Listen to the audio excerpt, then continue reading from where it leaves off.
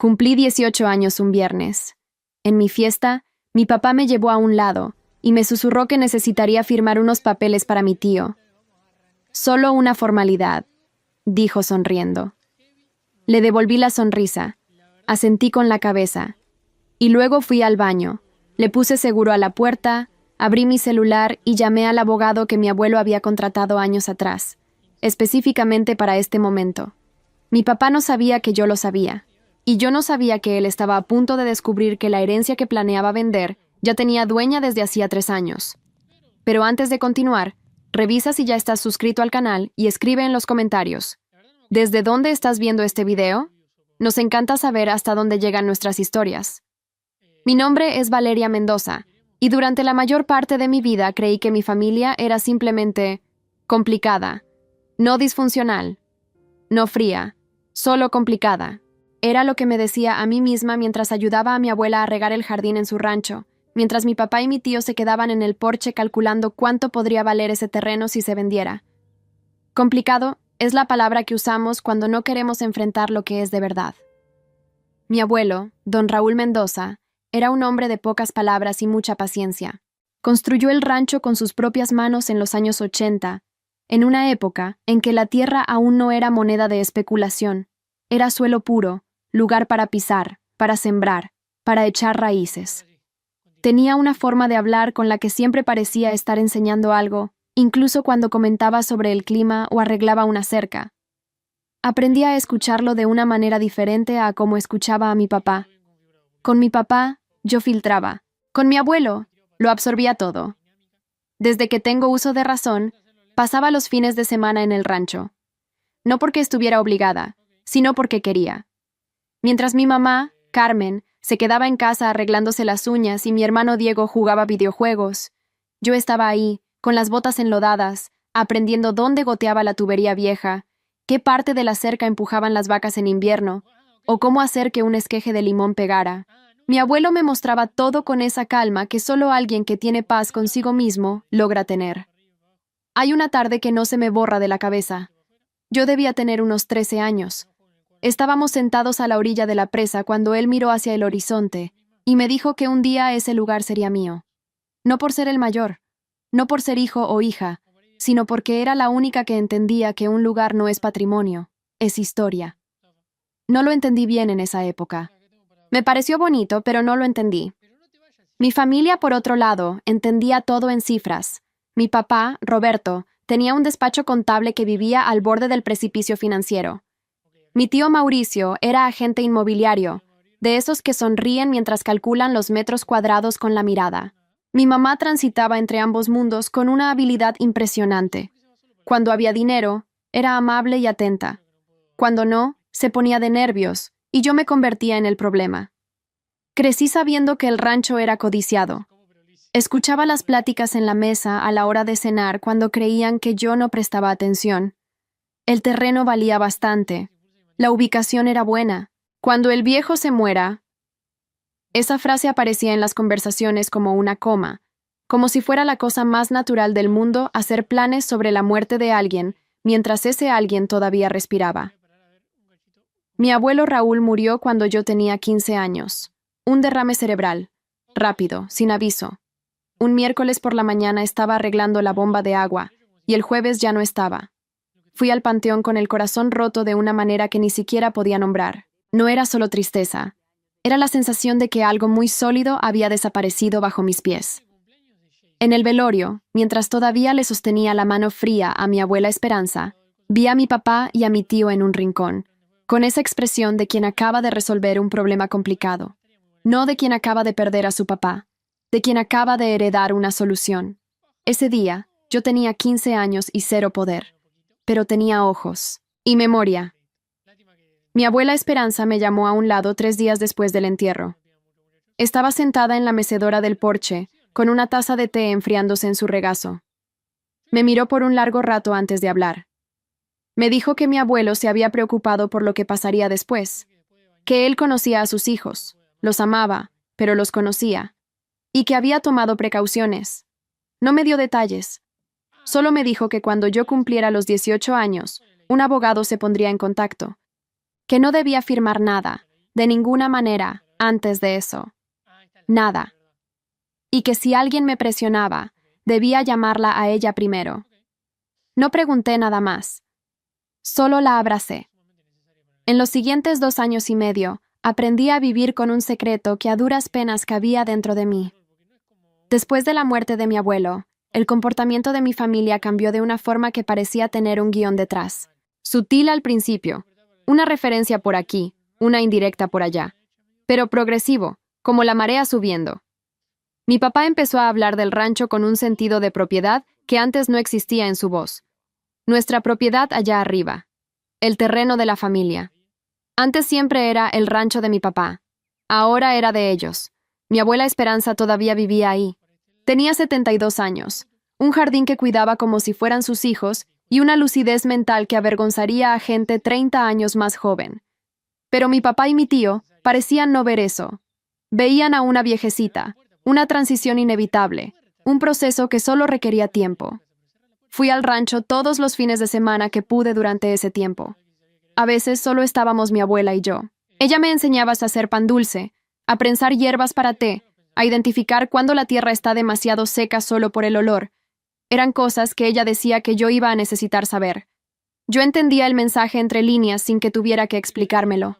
Una tarde, ayudándola a acomodar el ropero de su cuarto, encontré una carpeta de plástico verde con el nombre de un despacho de abogados en Monterrey. No estaba escondida, pero tampoco a la vista. Estaba entre un álbum de fotos y una caja con documentos viejos. Mi abuela me vio mirándola y simplemente me dijo: «Cuando llegue el momento lo entenderás». Guardé el nombre del despacho en mi memoria como quien guarda una contraseña de emergencia. En la casa, las pláticas se fueron haciendo más abiertas. Mi papá dejó de bajar la voz cuando yo estaba cerca, o tal vez ya no me tomaba tan en serio. Una noche, desde mi cama, escuché a mi papá y a mi tío Mauricio hablando en el pasillo. Mauricio tenía a un comprador interesado, una empresa de ecoturismo que pagaba bien por propiedades con presa, 15 millones de pesos. En cuanto se resuelva la situación, dijo. La situación era que mi abuela seguía viva. Yo tenía 16 años cuando escuché eso. Me quedé acostada en la oscuridad con esa frase ocupando todo el espacio en mi pecho, y pensé en mi abuelo arreglando la bomba de agua en su última mañana de vida, sin saber que sus hijos ya le habían puesto precio al lugar en una hoja de cálculo. Mi abuela se enfermó a principios de mi año de los 17. No fue de golpe, fue gradual, como la mayoría de las cosas difíciles. Primero fue cansancio, luego mareos, después unos estudios que mostraron problemas en el corazón. Se fue a Monterrey para su tratamiento y se quedó en la casa de una prima durante 3 meses. Yo iba a visitarla cuando podía, en camión, sola, saliendo de la prepa. En esas visitas me contaba cosas. Sobre mi abuelo, sobre las decisiones que habían tomado juntos, sobre los hijos a los que amaban y que al mismo tiempo les preocupaban. Me contó que mi abuelo, 2 años antes de morir, había ido con un abogado en el que ella confiaba, un hombre llamado licenciado Gustavo Vargas, y que había organizado todo de una manera en la que no pudiera deshacerse después. Que todo lo que importaba estaba protegido, y que yo estaba en el centro de esa protección. Me dijo eso una tarde de julio, con el sol entrando por la ventana del departamento de su prima, con una voz tranquila que no cuadraba con el peso de lo que me estaba contando. Y entonces me pidió algo que cargo hasta el día de hoy, que cuando llegara la hora no dudara, que supiera que lo que mi abuelo había hecho era por amor, no por desconfianza, que fue la forma que encontró para seguir presente una vez que se hubiera ido. Mi abuela Esperanza murió en octubre de ese año. Yo estaba a su lado. Mi papá y mi tío llegaron al hospital 2 horas después. Yo estaba en el pasillo cuando los vi entrar. Los miré a los dos y por un segundo, antes de que cualquiera dijera una palabra, supe exactamente lo que estaba pasando por sus cabezas. No era duelo, era cálculo. Pero esta vez yo ya no era una niña de 15 años sin voz. El licenciado Gustavo Vargas me llamó un martes de noviembre, 3 semanas después del funeral de mi abuela. Estaba en la escuela cuando mi celular vibró con un número desconocido de Monterrey. Salí del salón con cualquier excusa y contesté en el pasillo. La voz al otro lado era de un hombre mayor, calmado, directo. Me dijo que era abogado y que había sido contratado por mi abuelo, Raúl Mendoza, 3 años atrás para un propósito específico. Me dijo que necesitaba verse conmigo en persona, que había documentos que yo tenía que entender antes de mi cumpleaños número 18 y que el tiempo era un factor clave. Acordamos vernos el sábado siguiente. El despacho estaba en un edificio pequeño en el centro de Monterrey, con libreros del piso al techo y un escritorio de madera de caoba que parecía más viejo que yo. Gustavo Vargas tenía unos 60 y tantos años, el cabello blanco y una manera de hablar que no desperdiciaba palabras. Me ofreció un café, abrió un portafolio y fue directo al grano.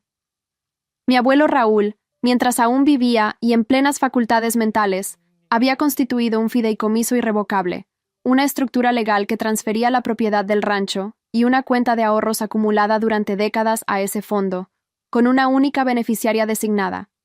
Yo, Valeria Mendoza, nieta, a ser reconocida como tal en el momento en que cumpliera 18 años y aceptara formalmente los términos. El valor total, incluyendo el avalúo del inmueble y los recursos financieros, rondaba los 18 millones de pesos. Me quedé paralizada mirando ese papel con mi nombre escrito en él por unos segundos antes de poder articular palabra.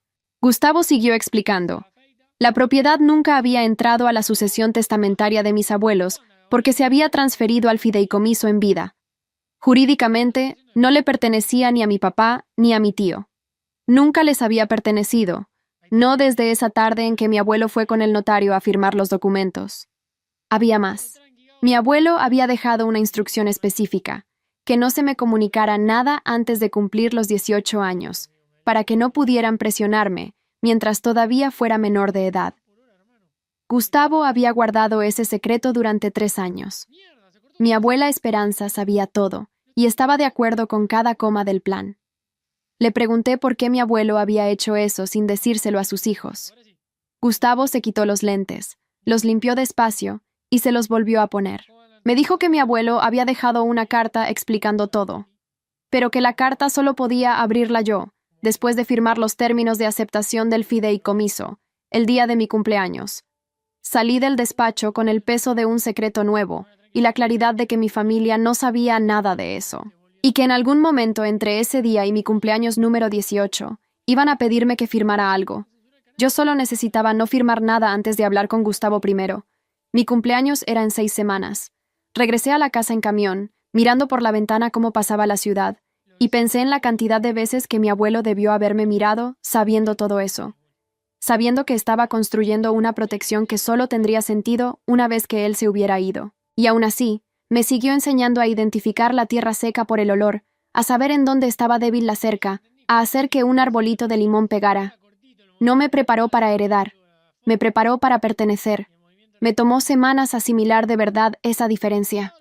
Y cuando me cayó el 20, me dolió de una manera distinta al luto. Me dolió como gratitud, que a veces es la cosa más pesada que uno puede cargar. En los días siguientes, mi familia se movió como si tuviera el tiempo en contra. Mi papá hablaba por teléfono en voz baja encerrado en su cuarto, y por el tono yo reconocía que era mi tío en la otra línea. Mauricio apareció en la casa 2 veces en esa semana sin avisar. Una vez salió con un folder bajo el brazo. La otra se encerró en el despacho de mi papá por casi 2 horas. Yo observaba todo con una calma que a mí misma me sorprendía, como si me supiera el final de una película que apenas iba a la mitad. Mi mamá organizó la fiesta de mis 18 años con un entusiasmo que yo no podía separar entre el afecto genuino y la conveniencia estratégica. Probablemente eran ambas cosas, mezcladas de una forma que ni ella misma podría distinguir. Invitó a unas 30 personas, vecinos, amigos de mi papá, a toda la familia, a la maestra de español que tuve en la prepa y que mi mamá por alguna razón adoraba. Compró un pastel de 3 pisos con mi nombre en letras doradas. Me arreglé, sonreí para las fotos, di las gracias por los regalos, abracé a quien tenía que abrazar. Faltaban tal vez 40 minutos para la medianoche, cuando mi papá apareció a mi lado con esa sonrisa de padre orgulloso que ponía cuando quería algo. Me guió suavemente del codo hacia una esquina de la sala, lejos del ruido. Lo que me susurró yo ya sabía que venía. No palabra por palabra, pero sí la idea. Era sobre el rancho, sobre documentos, sobre el tío Mauricio, que necesitaba cerrar unos trámites burocráticos y que tendría algunos papeles para que yo firmara como parte de la familia, como heredera legítima.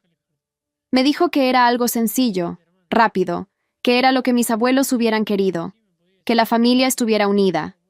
Lo miré por un momento, al rostro de mi papá, que conozco desde antes de tener memoria, a la forma en que evitaba mi mirada directa mientras me hablaba, a esa sonrisa que no le llegaba a los ojos. Le dije que estaba bien, que platicaríamos después de la fiesta. Me dio unas palmaditas en el hombro, satisfecho, y regresó con los invitados. Fui al baño. Le puse seguro a la puerta. Abrí el teléfono y le mandé un mensaje a Gustavo Vargas. Me van a pedir que firme mañana, o tal vez hoy mismo. Estoy lista. La respuesta llegó a los 2 minutos. Ya estoy preparado. Feliz cumpleaños, Valeria. Regresé a la fiesta. Me comí un pedazo de pastel. Bailé una canción con mi prima Mariana. Abracé a mi mamá cuando se emocionó al dar su brindis y dijo que yo era la alegría de su vida. Le creí a la emoción, pero no le creí al discurso, porque las dos cosas pueden ser ciertas al mismo tiempo. Mi tío Mauricio estaba ahí, claro, muy arreglado, sonriéndole a todo el mundo, con ese desparpajo del que se la pasa la vida vendiendo cosas que no son suyas. En algún momento de la noche se acercó. Me dio un abrazo que duró 2 segundos más de lo necesario y me dijo bajito que teníamos que platicar al día siguiente. Puras cosas buenas, me dijo. Cosas buenas para ti. Yo asentí con la cabeza. La fiesta terminó cerca de la 1 de la mañana. La gente se fue. Mi mamá lavó algunas copas antes de irse a dormir. Mi papá apagó las luces de la sala. La casa se quedó en silencio. Me fui a mi cuarto. Me senté en la cama y me quedé mirando al techo por un buen rato. En menos de 12 horas, mi tío me iba a poner enfrente unos documentos para que le transfiriera mi herencia. En menos de 8, Gustavo Vargas iba a estar en el registro público de la propiedad con la documentación del fideicomiso para garantizar que cualquier intento de registro posterior quedara bloqueado automáticamente. Había pasado 3 años guardando un secreto que quemaba. 3 años sonriendo en cenas donde mi papá discutía el valor del terreno, como si mi abuela no estuviera sentada en la misma mesa. 3 años siendo tratada como la hija sin importancia, la que no necesitaba enterarse de nada, la que solo iba a sentir cuando llegara el momento. No dormí esa noche. Pero no fue por ansiedad, fue una vigilia. Una despedida de esa versión de mí que se quedaba callada para no causar problemas. A las 6 de la mañana ya estaba de pie, con un café en la mano, mirando por la ventana cómo salía el sol sobre los techos de la colonia. Me acordé de algo que mi abuelo me dijo una vez, en el rancho, mientras esperábamos que cayera la lluvia. La paciencia no es debilidad, Valeria. Es saber cuándo ha llegado el momento. El momento había llegado. Gustavo Vargas estaba en el registro público a las 8 de la mañana con la documentación completa del fideicomiso. Lo sé porque me marcó a las 8:20 para confirmarme que la inscripción se había asentado en el folio del inmueble sin ningún problema. La propiedad estaba formalmente registrada a nombre del fideicomiso Mendoza, con Gustavo como fiduciario y yo como beneficiaria designada. Cualquier documento que intentara transferir la propiedad a otra persona se iba a topar con un bloqueo inmediato en el certificado de libertad de gravamen. La cadena de titularidad no cuadraría. El notario lo rechazaría sin registrar. A las 10 de la mañana, mi tío Mauricio llegó a la casa. No recuerdo una entrada más calculada en toda mi vida. Traía un portafolios delgado bajo el brazo, camisa de vestir, y ese perfume que usa cuando quiere dar una impresión de competencia. Mi mamá preparó café. Mi papá se sentó a la mesa con la expresión del que está a punto de resolver un problema muy viejo. Mauricio explicó todo con la fluidez del que ya lo ensayó. Dijo que había un comprador serio para el rancho, una empresa de ecoturismo, pago de contado, por encima del valor de mercado. Que el trámite era muy sencillo. Yo firmaría un instrumento de cesión de derechos hereditarios, reconociendo a mi papá y a mi tío como herederos directos de mis abuelos, lo que les daría a ellos la autoridad legal para concretar la venta. Deslizó el documento por la mesa en mi dirección con una sonrisa. Dejé el papel intacto frente a mí durante unos segundos. Miré a mi papá, a mi mamá, a Mauricio. Y entonces les dije que no iba a firmar. El silencio que le siguió tenía una textura física. Mauricio intentó usar el argumento de la familia, de la responsabilidad, de lo que mis abuelos hubieran querido. Mi papá intentó el de su situación financiera. El despacho andaba mal, tenían deudas. El rancho era su salvavidas. Mi mamá usó el chantaje emocional, diciendo que yo me estaba portando como una egoísta, que la familia está para ayudarse. Escuché todo sin interrumpir. Cuando terminaron, hablé con una calma que me sorprendió hasta a mí. Les dije que el rancho no era de ellos para venderlo, que no estaba en la sucesión de mis abuelos porque nunca había entrado. Había sido transferido a un fideicomiso 3 años atrás, con escrituras registradas ante notario y en el registro público, con mi nombre como única beneficiaria. Que cualquier documento que intentaran registrar sería rechazado de inmediato porque la cadena de titularidad no cuadraría. Dije el nombre de Gustavo Vargas. Vi cómo cambiaba la cara de mi tío. No fue algo dramático, fue un cambio mínimo, casi imperceptible, pero yo estaba prestando mucha atención. Se le fue el color de las mejillas. Los ojos le cambiaron ligeramente. La sonrisa se le borró de forma tan absoluta que se veía raro sin ella, como un cuadro cuando lo quitas de la pared. Mi papá se me quedó viendo como si me estuviera mirando por primera vez. Mauricio se levantó, agarró el portafolios, dijo que yo no entendía lo que estaba haciendo, que iba a consultarlo con un abogado, que esto no se iba a quedar así. Tenía la voz controlada, pero había algo muy por debajo. Rabia, tal vez, o miedo. Seguramente las dos cosas. Se fue antes de terminarse el café. Mi papá se quedó sentado a la mesa después de que se cerró la puerta. Mi mamá se metió a la cocina sin decir una palabra. Yo me quedé mirando el documento que Mauricio había dejado atrás. Una hoja de papel que representaba meses de planeación por parte de ellos. Una estrategia que dependía enteramente de mi ignorancia. Doblé el papel a la mitad y lo guardé en el folder que había traído conmigo.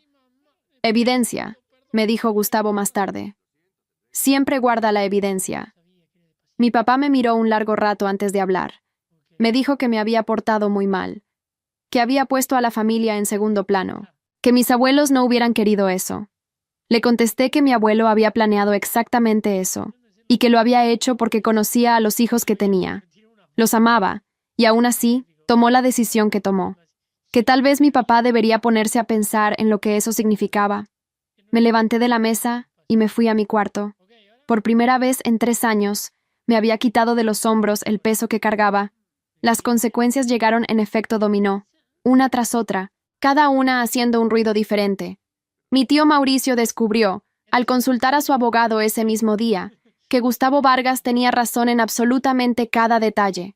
El fideicomiso era irrevocable, constituido cuando mis abuelos estaban en plenas facultades mentales, documentado, firmado, registrado.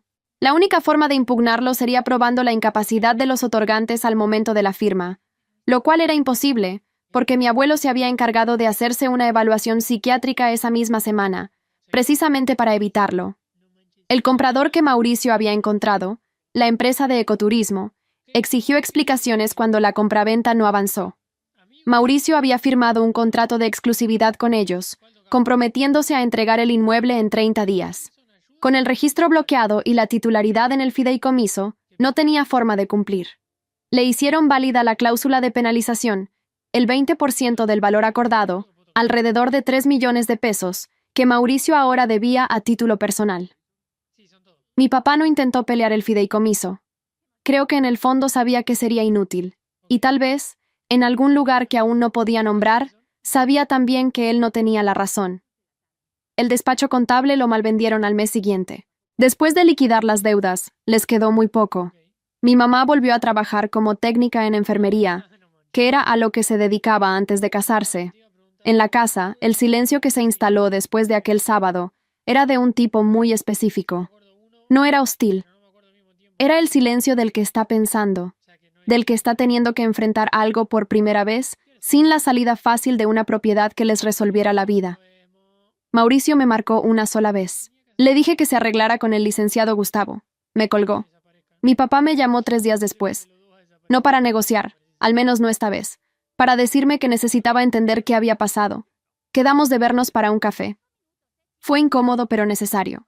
Quería saber cuándo habían planeado eso mis abuelos, por qué no le habían dicho a él, qué decía todo aquello sobre lo que pensaban de su propio hijo. Yo no tenía todas las respuestas, pero tenía la carta, la que mi abuelo había dejado en el rancho para que la abriera una vez que se hubiera aceptado el fideicomiso. Fui a buscar la carta sola, una semana después de que todo estalló. Manejé hasta el rancho un miércoles por la mañana, sin avisarle a nadie. El camino de terracería estaba mojado por la lluvia de la noche anterior. La presa reflejaba un cielo blanco, todavía sin sol. La carta estaba en un cajón del escritorio viejo de mi abuelo, exactamente donde Gustavo me había dicho que estaría. Un sobre manila, con mi nombre en el frente escrito con esa letra que yo reconocía de las tarjetas de cumpleaños, de los recados que dejaba en el refri, de un centenar de pequeñas cosas que componen a un abuelo. La leía a solas, sentada en el porche, con un café de olla que yo misma me preparé en la cocina que él había construido. Escribía que me había elegido no porque no amara a sus hijos, los amaba, con todas las contradicciones que eso conlleva, sino porque se había pasado la vida entera construyendo algo con las manos, con paciencia, con respeto por la tierra, y sabía que esa forma de relacionarse con las cosas no la tenían sus hijos, la tenía yo, que yo era la única que había llegado al rancho preguntando qué necesitaba arreglarse, antes de preguntar cuánto valía. La última línea decía: cuida de lo que cuida de ti, y ten claro que planear no es desconfianza, es el amor que sabe que el tiempo pasa. Doblé la carta. Me quedé sentada por un tiempo que no sabría medir. La presa estaba muy quieta. El canto de un censontle se escuchaba a lo lejos. Aquello era mío, no porque hubiera peleado por ello, sino porque dos viejos me amaron lo suficiente para pensar en mi futuro antes de que yo misma supiera que iba a necesitar que me protegieran. Pasé el primer mes después de todo esto en una especie de desequilibrio silencioso. No me sentía victoriosa. Me sentía como quien acaba de salir de una tormenta y apenas está revisando qué fue lo que se rompió. Mi hermano Diego me mandó un mensaje una semana después de que todo le reventó en la cara a la familia. Él es 2 años mayor que yo. Siempre fue el hijo que se mantenía neutral en todo, el que no se metía.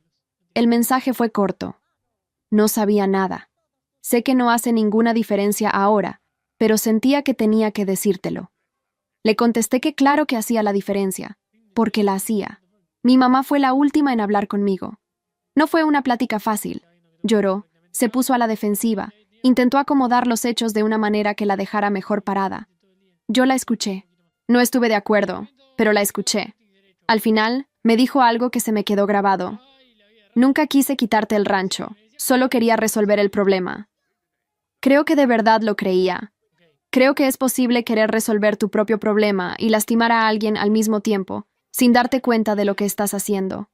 No sé si a esto se le llame perdón, pero sé que es el principio de algo un poco más honesto. Me inscribí en la universidad al semestre siguiente. Ingeniería agrónoma, con enfoque en administración de ranchos y agronegocios. El campus queda a 40 minutos de mi propiedad. Puse la dirección del rancho en la ficha de inscripción sin dudarlo, por primera vez en mi vida. En el mes previo a entrar a clases, hice lo que mi abuelo me había enseñado. Recorrí cada rincón de la propiedad para identificar qué requería atención. La bomba de agua seguía con el mismo problema que cuando él vivía. Aprendí a arreglarla. La cerca del potrero norte necesitaba 3 postes nuevos. Los compré y los instalé con la ayuda de un vecino que había sido muy amigo de mi abuelo. El jardín que cuidaba mi abuela estaba muy crecido. Me pasé 2 fines de semana enteros limpiándolo, identificando qué era planta y qué era hierba mala, preservando lo que ella había sembrado. Había un rosal en una esquina del jardín que a ella le encantaba. Blanco, antiguo, de raíces profundas. Sobrevivió a 2 inviernos sin que nadie lo cuidara. Lo podé, le puse abono, lo regué. Floreció en septiembre. A veces me pongo a pensar qué hubiera pasado si yo hubiera firmado esos papeles. Si no hubiera prestado atención al susurro en la fiesta. Si no hubiera ido al despacho del licenciado Gustavo. Si no me hubiera guardado el secreto por 3 años mientras escuchaba cómo hablaban de lo que podría valer el rancho. Sería muy fácil imaginarme a una versión de mí que sí hubiera firmado. Una versión más joven, más asustada, que no se hubiera pasado todos esos fines de semana aprendiendo que pertenecer a un lugar es muy distinto a ser su dueño. Mi abuelo no hizo sus planes por desconfianza. Lo planeó por amor.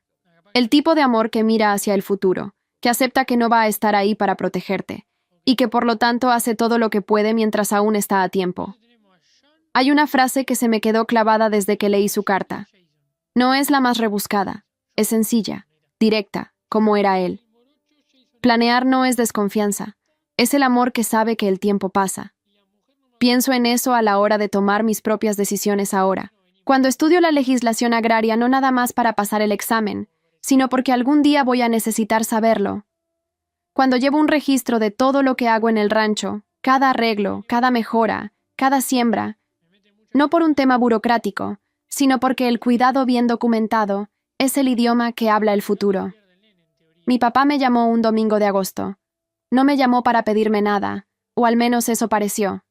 Me preguntó cómo estaba, cómo iba todo en el rancho. Me preguntó si la bomba de agua todavía daba lata. Me quedé en silencio un segundo antes de contestarle que ya la había arreglado. Él me dijo que su papá había intentado arreglar esa bomba por años y nunca pudo.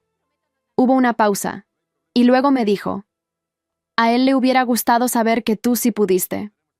Fue a lo más cerca que hemos llegado de tener una plática real. No voy a fingir que todo está arreglado.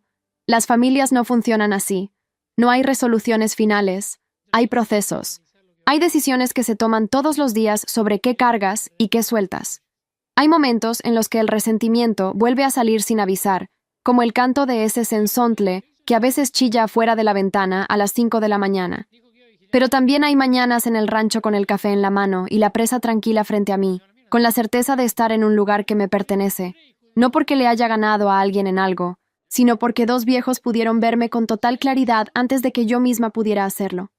Eso no tiene precio.